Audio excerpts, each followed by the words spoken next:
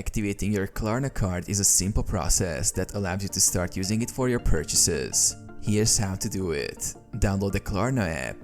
If you haven't done so, download the Klarna app from the App Store or Google Play Store. Log into your account using your credentials. Access the card section. In the app, navigate to the card or wallet section.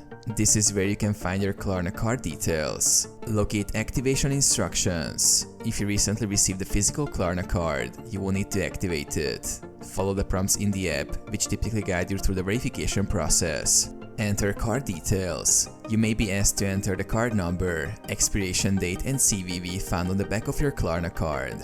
This step ensures that you have the card in your possession. Confirm activation. Once you've entered the required details, review your information and confirm the activation.